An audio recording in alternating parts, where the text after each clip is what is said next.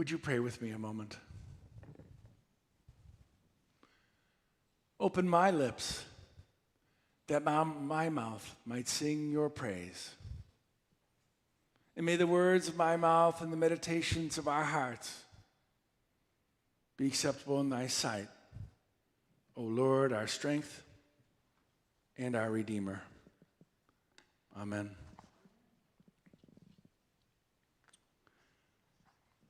All human beings, everywhere, since the beginning of time, all of us tell stories and listen to stories.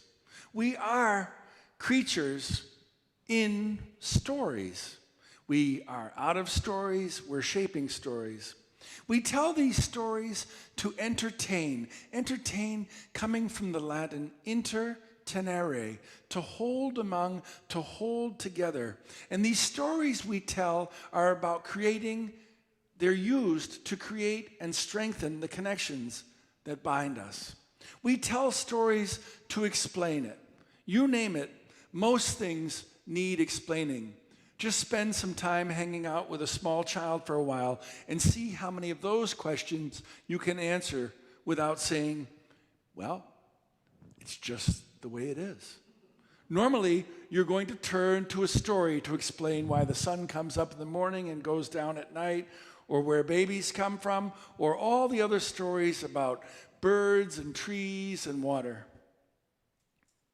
And we tell stories about each other at holy times, like anniversaries and weddings and funerals, so we remind ourselves of how good our life together is. Now, the thing about stories that most people don't realize is that even though we really want them to, stories do not have hard beginnings and hard ends. All stories have roots which go down deeper from wherever the story chooses to begin telling the story. All the people and places and things and events and ideas that came before and shaped the possibility of this story getting started in the first place. Like John the Baptist, for example. John doesn't just burst on the scene out of ex nihilo, out of nothing. He's part of a long story that goes way back in the history of his people. And all of that layering builds up and makes his story possible. We start this morning with the story of John's parents. Elizabeth, for example, Elisheva in Hebrew, which means my God is an oath, or God is abundance. Now there's a story. What's the story behind her parents choosing to call her that? I mean, clearly her name, Elisheva, my God is abundance, my God is an oath, points to her hope and her inability to have a child. And it also points forward to the birth of John. We learn that she is descended from Aaron. Now there is a big story, the story of Exodus, of God's unexpected and unlikely deliverance of Israel from slavery. And we know that Aaron is the number 2 guy to his older brother Moses. He's chosen to speak for Moses, to stand in for Moses, to be the first priest of the people. And all of these stories we can imagine are churning in Elisheva, forming her hopes and dreams, her understanding of who she is and what she's about, where she comes from, and where she hopes she's going. And she's married to this guy named Zechariah in our book. His name, Yahweh remembers. Just imagine his parents choosing to call him that. And he's a temple priest. The place of God's presence amongst God's people, the temple in the holy city in the promised land. The high point of Israel's story, the promises all come true. All of these stories, stories of covenant, the founding of the relationship with Abraham, deliverance, coming out of slavery in Egypt and into the promised land, presence, the temple in Jerusalem, in the land which prospers, promises kept. God's salvation story with God's people. And all of that layering, which would otherwise just be a dead-end story of an unlikely old couple who can't have a baby. And yet they do, which is a very biblical story. It happens all the time in the Bible, of a promise fulfilled despite the odds against. Which might be how we hear it, sitting here 2,000 miles away, 2,000 years away, rather. We might not think that we're likely to be in God's story. We don't expect anything unlikely like this to happen to us. But first, we need to meet John, Yohanan in Hebrew. Yahweh is gracious. Like I said, where did that name come from? The unlikely, unexpected child. And he doesn't do what's expected. He leaves the promised land and goes out into the desert, reversing the exodus, if you will, leaving the promised land to reset the story of covenant, deliverance, and presence. And he preaches this message: prepare the way of the Lord, make his path straight, lift up what is low, bring down what is high, straighten what is crooked. And his congregation wonders exactly what we must wonder. What are we to do? Think about it. When Kayla was sharing the prophecy this morning, what did you think? Did you think, what am I to do to prepare the way of the Lord, to make his ways straight, to lift or lower or straighten? Or did you brush it off as someone else's story? Now, at the beginning of the sermon, I said that sermons don't really have clear beginnings or clear ends. And that speaks to us because we are here today listening, getting woven into the roots of this story.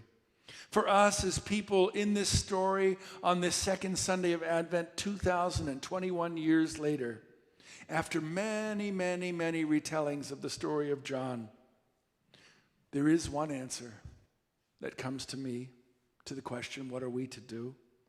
What can we actually begin to do? And it's one word: peace. It might be two words, actually: be peace. Live peace, make peace, do peace.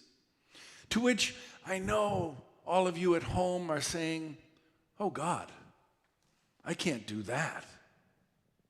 But that depends on what you think that is. Jesus, over and over again, like the prophets before him, calls us to be peace. The Hebrew word is shalom, and it means wholeness. And all of that wholeness, that peace, always begins right here for each of us, in our own individual hearts and minds, in our own individual practice of prayer and meditation and worship and service, trying to get our own hearts and minds peaceful, into one piece, as opposed to being broken into many pieces. Now, if you've ever tried to meditate, the first thing you'll notice is not peace, but unpeace. How unpeaceful you are. There's all sorts of stuff going on up here, running around. Now, if you can get past that and not judge yourself, thinking, oh, I'm a total failure, I'm never going to get the hang of this, and approach it with a sense of curiosity, say, I wonder what all this noise is up here. You discover that there are all these stories you're tangled up in. Things that you hadn't thought about in years. Things that you were conditioned by life to think and feel and expect and reject. Stories that your parents and your friends and your enemies have told you about who you are, who you ought to be, how the world really is, how things should go.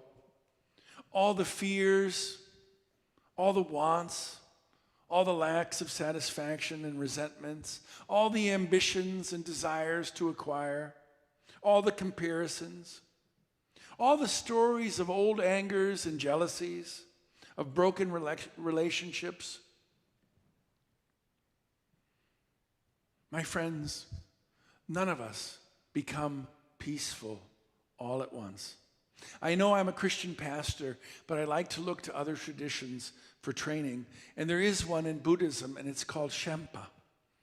And this teaches us that all the energy of our life is like a potter's wheel that we kick and we kick and we kick to get it going, and then it runs by itself while we shape the clay vessel. And you can't stop a potter's wheel all of a sudden by trying to grab it with your hand or put your foot on it, because it will just throw you right on past. What you can do is stop kicking the wheel, and it will gradually slow down by itself. And you become gradually more and more shalom, full of peace. And as that begins to happen in your life, you can be peace. You can make peace. You can do peace in your relationships, at home, in your church, with your friends, with your colleagues, moving further and further and out. And you will discover that peace, wholeness, is actually the most powerful force in life. You feel it when you meet someone who's peaceful, in the same way that you feel it when you meet someone who's fearful.